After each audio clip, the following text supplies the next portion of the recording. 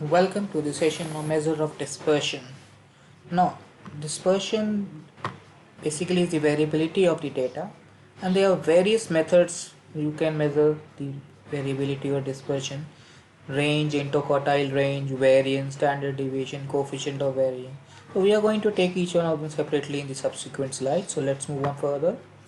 Now let us understand what is the meaning of dispersion. As per the definition, the measure of dispersion is one of the descriptive statistics tool that describes how similar a set of observations are to each other.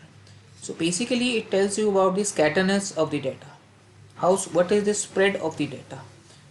What is the extent of spread around the central value of the data? Now as shown here, the more similar the observation, the lower the measure of dispersion. Less similar the observation, higher the measure of dispersion. So more is the spread, larger the value of dispersion. So this is how you understand. Now let us see an example and try to find out each one of them separately.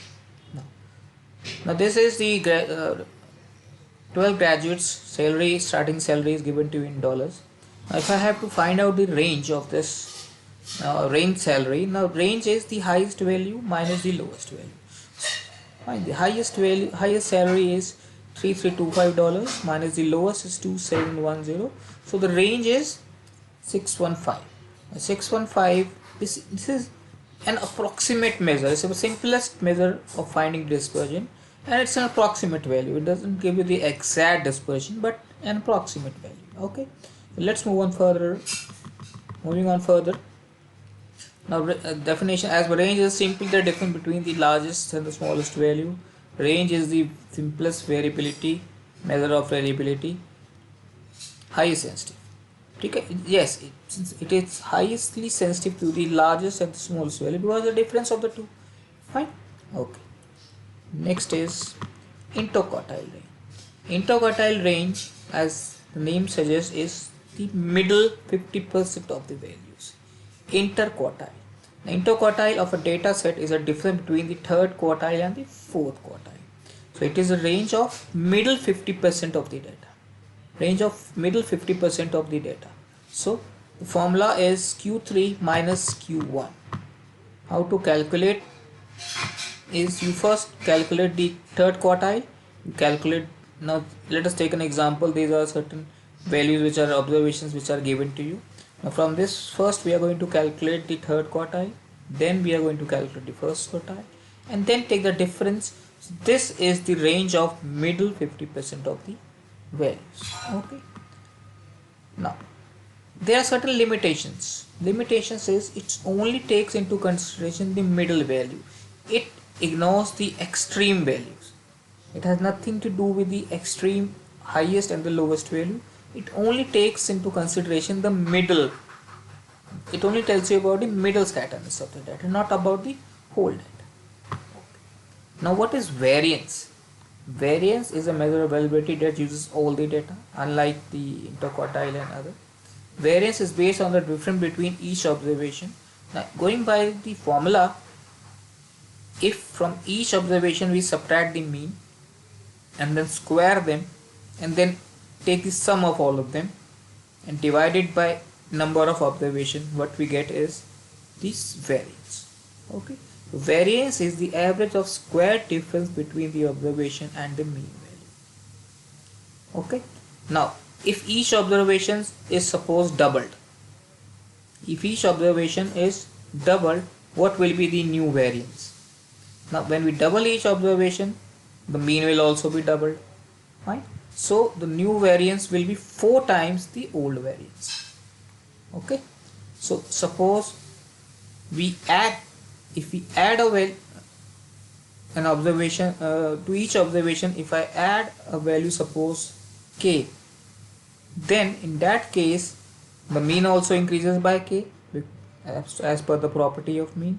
Then new standard deviation, new variance is same as the old variance. So variance or and even standard deviation, variance is independent of change of origin, whereas it is dependent on change of scale, dependent upon change of scale but independent of change of. So this is different from what from the property of mean. Okay, so moving on further on this, this is how we, I just now told you, this is how we calculate the variance data. Find the mean of the data, subtract mean from each value, the result is called a deviation from the mean. Square each deviation of the mean, find the sum of the squares and divide the total by number of items. This is how you reach the formula of variance. Okay. Now, standard deviation is nothing, it is same as variance, only difference that the under root, square root of variance is standard deviation. So formula is, if you take the under root of variance, you get the standard deviation. Now standard deviation is measured by same unit as data. And in fact, but there is a difference in the property. If you measure, if you double each observation, then the new variance will be, what will be the value of new variance? If we double each observation, now what will happen if we double each observation? The mean is also doubled. When the mean is also doubled, then the new standard deviation will be also doubled. Okay, so it is dependent on change of scale, whereas it is independent of change of origin. If you add a value, suppose 2 to each observation, then in that case mean also increases by 2, but standard deviation remains the same. So there is a fundamental difference between the properties of mean and standard deviation, and which is very important for students to understand. And this is how you calculate the standard deviation. Okay, likewise you can find the variance, or you can take the under root. This is how we have seen in the previous slides. Let's move on to another very important measure of dispersion, that is coefficient of variation. Now suppose, let us take an example. Suppose there are two companies, A and company B, and we take the wages of 10 employees of A and wages of 10 employees of B. Now if we want to understand which is the better company in terms of wages, okay, now in that case coefficient of variation tells you the consistency of the data. It tells you about the consistency of the data. Now the company which is having the wages as more consistent, uniform, will be considered as a better one, and which is inconsistent will not be so good. Take an example of cricket players, any, for that matter any players. If you take an example of Virat Kohli, and we take an example of Shikhar Dhawan.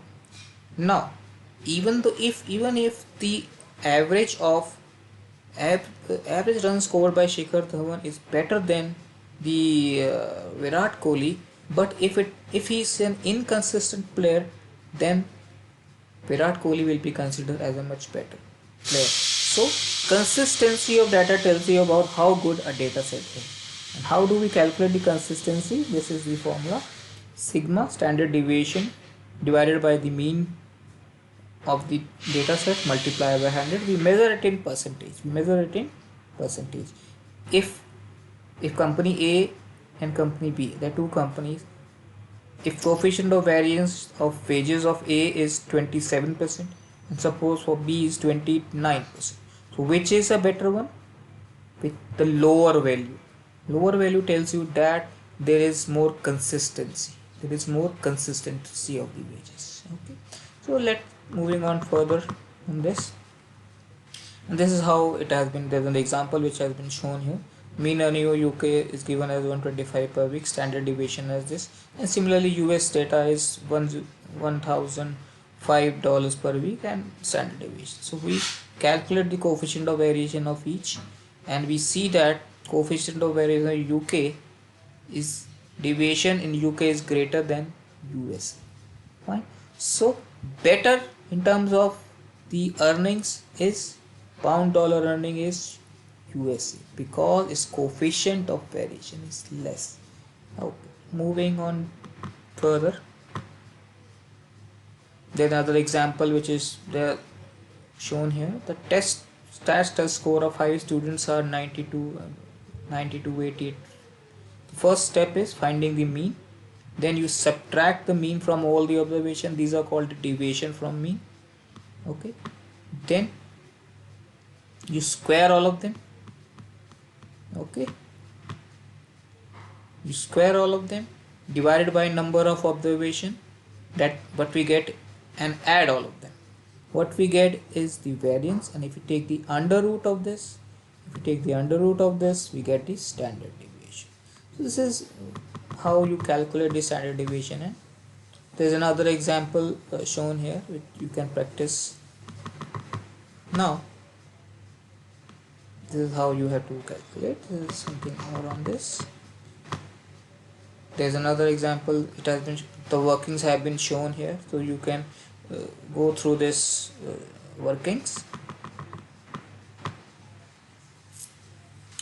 So this is all examples to find out the variance and standard deviation. Moving on further, they're all examples you can cover. So with this we come to the end of the measure of dispersion topic. Now understand one thing, measure of dispersion is very important in all business calculations.